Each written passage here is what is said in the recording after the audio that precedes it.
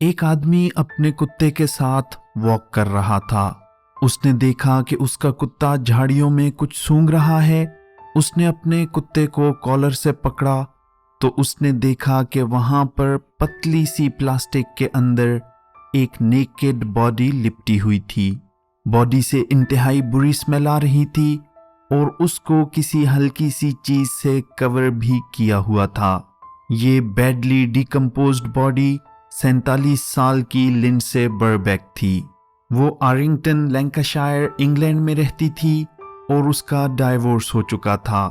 اس کے پہلے ہسبینڈ کا نام ٹم تھا اور وہ دونوں اپنی 20s کی لائف میں ایک دوسرے کے ساتھ ملے تھے۔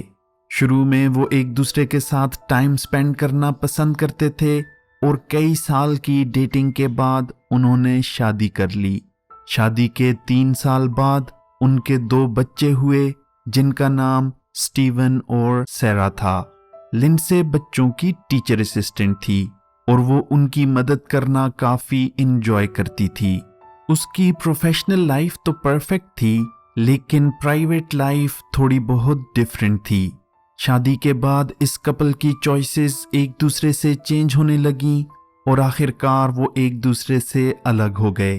الگ ہو جانے کے بعد بھی ٹم ہمیشہ ان کے ساتھ فیملی کی طرح ہی بیہیو کرتا اور اگر لنڈسے کو اس کی ضرورت ہوتی تو وہ ہر چیز میں اس کی مدد کرتا۔ وہ دونوں اپنے بچوں کے لیے ہمیشہ اویلیبل ہوتے تھے۔ لنڈسے کو واک پر جانا اور دوڑنا پسند تھا جو وہ کئی سالوں سے کر رہی تھی۔ اسے ہیلدی اور ایکٹیو رہنا اچھا لگتا تھا، اس لیے 12 اگست 2019 کو شام 4 بجے وہ واک پر گئی۔ اس کے گھر سے تھوڑا دور ایک جنگل تھا جہاں پر کئی لوگ واک کے لیے آتے تھے اور اس جنگل کا نام کوپس رکھا ہوا تھا۔ اس جنگل میں کئی چھوٹے چھوٹے برج بھی بنے ہوئے تھے تاکہ جو لوگ وہاں آئیں وہ وہاں کی بیوٹی کو انجوائے کر سکیں۔ وہاں کسی کو کوئی خطرہ محسوس نہیں ہوتا تھا کیونکہ وہاں پر ہر وقت لوگ موجود ہوتے تھے۔ اس دن لنڈسے جس طرف جا رہی تھی اس طرف ایک اور لڑکی زوئی بھی واک کے لیے گئی۔ زوئی نے اچانک نوٹس کیا کہ ایک میل جس نے ہوڈی پہنی ہوئی تھی اور اپنے ہاتھ پاکٹس میں ڈالے ہوئے تھے اس کا پیچھا کر رہا تھا۔ پہلے تو اسے نارمل لگا لیکن وہ انتہائی عجیب لکس دے رہا تھا اور اس نے ایسے کپڑے پہنے ہوئے تھے جس سے ایسا لگے کہ وہ ایک بڑا آدمی ہے۔ زوئی اس سے ڈر کر جلدی جلدی چلنے لگی کیونکہ وہ اس میں اور خود میں کافی زیادہ ڈسٹنس رکھنا چاہتی تھی۔ وہ جلدی سے چلتے چلتے دوسرے لوگوں کے پاس جا پہنچی اور جب اس نے پیچھے مڑ کر دیکھا تو وہ شخص اس کے اپوزٹ ڈائریکشن میں تیزی سے بھاگ رہا تھا۔ شام 4:30 پر لنڈسے کوپس پہنچی۔ وہاں جانے کے بعد اس کے فون نے کام کرنا چھوڑ دیا تھا اور اسے کوئی بھی کال اور میسیجز نہیں آ جا رہے تھے۔ اس نے اپنی بیٹی کو شام چائے پر انوائٹ کیا تھا۔ جب سیرا اور اس کا بوائے فرینڈ اس کے گھر پہنچے انہوں نے دروازے پر ناک کیا لیکن کسی نے بھی آنسر نہیں کیا۔ لنڈسے کی کار بھی وہیں موجود تھی۔ سارا اس گھر کی ڈپلیکیٹ چابیاں اپنے ہی گھر بھول آئی تھی اس لیے اندر جانے کا کوئی راستہ بھی نہیں تھا۔ دوسری طرف جہاں لنڈسے واک کرنے گئی تھی وہاں سے 6:30 کے اراؤنڈ ایک عجیب نوجوان کوپس سے باہر نکلا اور برنلی روڈ پر چلنے لگا۔ یہ بالکل ویسا ہی تھا جیسا زوئی نے بتایا تھا۔ اس کی جیکٹ کھلی ہوئی تھی اور اس کی چیسٹ نظر آ رہی تھی۔ اس نے اپنا حلیہ ایسا بنایا ہوا تھا جیسا کہ وہ واک پر نہیں کچھ اور ہی کام کرنے گیا ہو۔ اگلے 1 گھنٹے تک اس عجیب آدمی کو کوپس کے کیمراز میں 2 بار دیکھا گیا۔ کچھ ٹائم بعد وہ ایک نیلے رنگ کا ٹریش کین گھسیٹتے ہوئے آرنگٹن سیمیٹری لے جا رہا تھا۔ لنڈسے کے گھر جائیں تو سیرا وہاں موجود تھی اور اپنے مدر کو کئی میسج کر چکی تھی جن کا کوئی بھی رپلائی نہیں آیا۔ جیسے جیسے ٹائم گزرتا گیا سارا کافی پریشان ہونے لگی اور اس نے 11:45 پر اپنے فادر ٹم کو اپنی مدر کے غائب ہونے کا بتایا۔ اس کے فادر دوسری کیز اپنے ساتھ لائے اور گھر کو اوپن کیا۔ انہوں نے پورے گھر کو چھان مارا، جہاں سب کچھ نارمل تھا اور کوئی بھی چیز اپنی جگہ سے ڈسپلیسڈ نہیں تھی۔ آخر کار رات 12:11 پر ٹم نے پولیس کو کال کی اور اپنی ایکس وائف کی مسنگ کمپلین کے بارے میں بتایا۔ انویسٹیگیشن اسی ٹائم شروع کر دی گئی۔ لنڈسے کو سرچ کرنے کے لیے ہر جگہ سے لوگ آئے۔ انہوں نے ایک پراپر سرچ آرگنائز کی جس میں dog handlers, special rescue service اور اس کے ساتھ ساتھ والنٹیئرز بھی شامل تھے۔ کمیونٹی کے کافی زیادہ اور لوگ بھی اپنا ٹائم اور اپنی ایفرٹس اس میں ڈال رہے تھے۔ ایون کہ ڈرونز اور ہیلی کاپٹرز کو بھی سرچ کے لیے یوز کیا گیا۔ اس کے ساتھ ساتھ سوشل میڈیا پر بھی اور ٹی وی پر بھی اس نیوز کو چلایا گیا۔ لنڈسے کی سی سی ٹی وی فوٹیج جس میں وہ اپنے گھر سے کوپس کی طرف جا رہی تھی ریلیز کی گئی۔ اتنا سب کرنے کے بعد بھی انہیں کوئی کلو نہیں ملا۔ Usually, those people go missing, but still use their bank card.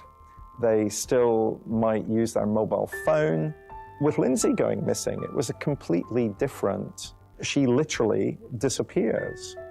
And therefore, that's quite a hard thing for the police to investigate. It takes a lot of patience and it takes time. دن گزرتے گئے اور آخر کار 19 اگست بھی گزر گئی اور اس کے ملنے کا کچھ پتہ نہیں چل رہا تھا۔ If we found something we don't want to find, or what if we don't find anything? It was one of those, so we were both very scared, really. Seeing Stephen and Sarah going through it made it worse. The kids, you can see it in their eyes, they're broken. Everybody were. 24 اگست 2019 کو Morgan Parkinson قبرستان کے پاس اپنے dog کے ساتھ walk کر رہا تھا۔ اچانک سے اس کا ڈاگ اس کے پاس سے بھاگ کر جنگل کی طرف گیا۔ وہ اپنے ڈاگ کو رکنے کا کہہ رہا تھا لیکن وہ بھاگا ہی جا رہا تھا۔ وہ بھی اس کے پیچھے گیا اور اس کا ڈاگ جھاڑیوں میں کچھ سونگھ رہا تھا۔ اس نے اپنے ڈاگ کو کالر سے پکڑا اور پیچھے کھینچا۔ تب اسے وہاں سے کچھ خراب ہونے کی اسمیل آئی اور اس نے دیکھا کہ ایک باڈی کو پلاسٹک میں لپیٹا ہوا تھا۔ اسے ایک شیلو گریو میں رکھا گیا تھا اور اس گریو کو تھوڑا بہت کور بھی کیا گیا تھا۔ یہ خوفناک منظر دیکھنے کے بعد اس نے جلدی سے پولیس کو کال کی اور وہ وہاں پہنچ آئے۔ 24 اگست 2019 کو 7 بجے آخرکار لنڈسی کو ڈھونڈ لیا گیا۔ اب یہ کیس ایک مسنگ پرسن سے ایک بروٹل مرڈر کی طرف چلا گیا تھا۔ When they came round and told us, that's when everything just crumbled. So they came in, they sat down, and I think Leanne started to say, they've found what they think is a body. That's when you realise that somebody has done this. And the police said that on the day. They said we are now going from a missing person to murder. اس case کی investigation کے لیے پورا area cell کر دیا گیا۔ سارے evidence collect کیے گئے اور باڈی کو آٹوپسی کے لیے بھیج دیا گیا۔ آٹوپسی میں یہ شو ہوا کہ اس کی ٹانگوں کو کاٹنے کی کوشش کی گئی تھی اور اس کی رائٹ لیگ پر آری کے نشان تھے۔ اس کی انجریز دیکھنا کافی زیادہ مشکل تھا کیونکہ باڈی 12 دن سے اس جنگل میں پڑی تھی، جس کی وجہ سے وہ بری طرح ڈیکمپوز ہو چکی تھی۔ لنڈسے کے نیل سے مرڈر کا ڈی این اے لیا جا سکتا تھا۔ پیتھولوجسٹ نے انہیں بتایا کہ وہ اس کی باڈی سے کوئی اور ڈیٹیلز نہیں لے سکتے۔ اس کی باڈی کے ساتھ اگر کوئی برا کام بھی کیا گیا تھا تو باڈی کی ڈیکمپوزیشن کی وجہ سے انہیں نہیں پتہ چل سکتا۔ کرائم سین پر انویسٹیگیٹرز کو येलो कलर की आरी और ग्रीन कलर के 2 क्लूज मिले। इन दोनों को टेस्ट करने के बाद रिस्पांस पॉजिटिव था, जिसका मतलब था कि इस पर लिंडसे का डीएनए मौजूद है और साथ ही साथ इन चीज़ों पर एक अननोन पर्सन का डीएनए भी मौजूद था। क्राइम सीन पर लिंडसे के शूज को भी काटा गया था जो ब्लू कलर के शॉपर में पड़े थे। वहां पर उन्हें एक ब्लू कलर की ट्रैश कैन भी मिली, जिससे एविडेंस लेने के बाद उन्हें पता चला कि लिंडसे को इसी में यहां लाया गया था। जैसा कि हर क्राइम में सबसे पहला सस्पेक्ट उसकी अपनी ही फैमिली होती है, इसलिए पहले उसकी फैमिली से इंटेरोगेशन की गई। लिंडसे का एक्स हस्बैंड टिम पुलिस की नज़रों में था और उससे भी इंटेरोगेशन की गई, लेकिन वो मर्डर के वक्त वहां नहीं था और उसे कई और लोगों ने इस टाइम पर कहीं और देखा था। जल्द ही उसे इन्वेस्टिगेशन से निकाल दिया गया। अब पुलिस को जो एविडेंस मिले थे वो उनमें से छोटी छोटी डिटेल्स नोट करने लगे ताकि वो रियल कल्प्रेट तक पहुंच सकें। पुलिस लिंडसे की सीसीटीवी फुटेज देख रही थी और इस दौरान उसने कुछ गैर मामूली सा नोट किया। वो ये कि जो ट्रैश कैन उन्हें क्राइम सीन पर मिली थी, वैसी ही ट्रैश कैन एक यंग लड़का अपने पीछे घसीटते हुए कब्रिस्तान की तरफ जा रहा था। कुछ टाइम बाद वो कब्रिस्तान से निकल गया और वापसी पर उसके पास वो ब्लू ट्रैश कैन नहीं थी। ये लड़का 16 साल का रॉकी मार्सियानो था और वो अपनी माँ और 5 सिबलिंग्स के साथ आरिंगटन में विनी हिल एरिया में रहता था। वो अपने फादर के साथ फैमिली फार्म में चिकन्स की देखभाल करता था और उसके साथ साथ वो मूवीज और कंप्यूटर पर गेम्स खेलना भी एंजॉय करता था। वो अपने सर्कल में एक नॉर्मल किड की तरह नहीं देखा जाता था। उसे ऑटिज्म और ADHD डिसऑर्डर था। ऑटिज्म और ADHD न्यूरोलॉजिकल डिसऑर्डर है जिसमें इफेक्टेड पर्सन लोगों से ना तो सही से बात कर सकता है, ना कुछ सीखता है और उसका बिहेवियर भी एबनॉर्मल होता है। रॉकी को स्पेशल एजुकेशन के लिए एक अच्छे स्कूल भी भेजा गया था, लेकिन उसके टीचर का कहना था कि वो कुछ नहीं बोलता, हमेशा चुप रहता है और उसे कोई एंगर इशू भी नहीं था। 2015 में उसे साइकोलॉजिस्ट के पास भी ले जाया गया। वो वहां पर भी कोई भी इमोशन सही से आइडेंटिफाई नहीं कर पाया और अपने इमोशंस भी शो नहीं कर पाया। उसने इससे पहले कभी भी कानून नहीं तोड़ा था और ना कभी किसी को नुकसान पहुंचाया था। 12 अगस्त 2019 को उसे 6:55 के अराउंड सीसीटीवी फुटेज में देखा गया, जिसमें उसकी जैकेट खुली हुई थी और उसके घुटनों पर कीचड़ लगा हुआ था। पुलिस को शक था कि उसी ने लिंडसे को मारा है, इसलिए उन्होंने उसे अरेस्ट कर लिया। रॉकी के पेरेंट्स का कहना था कि उनका बेटा ऐसी घिनौनी हरकत कर ही नहीं सकता। कस्टडी में लेने के बाद वो इस चीज को मान ही नहीं रहा था कि उसने किसी का मर्डर किया है। उसने डिटेक्टिव्स को ये बताया कि किसी आदमी ने उसे काफी ज्यादा पैसे दिए ताकि वो इस बॉडी को डिस्पोज करे।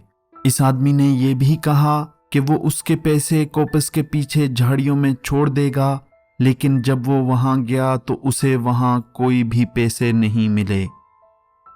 Rocky's DNA on Lindsay's trainers as well. And again, on those gloves, there was DNA from Lindsay and DNA from Rocky. We could also link Rocky through DNA to the wheelie bin, and we could link Lindsay through DNA to the wheelie bin. And for 6 months, I had a sergeant and 6 detectives scanning all the CCTV looking for this male.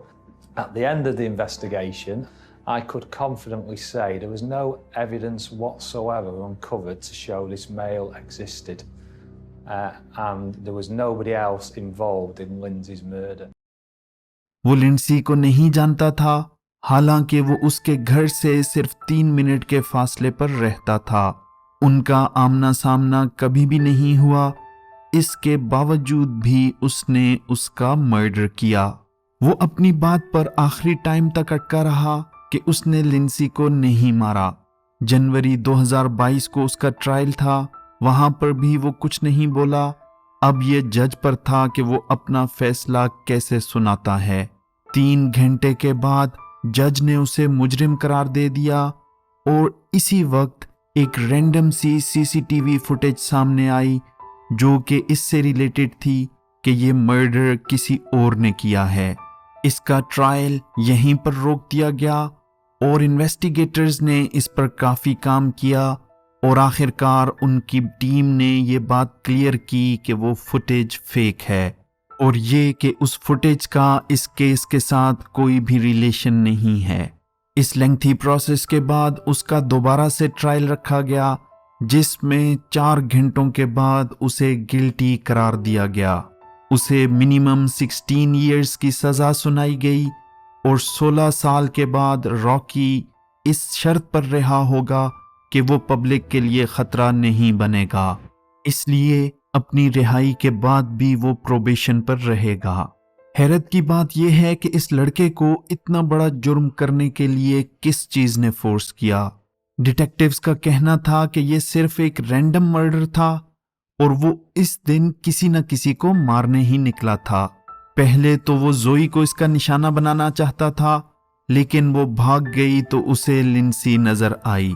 Rocky ने कभी भी इस जुर्म को confess नहीं किया।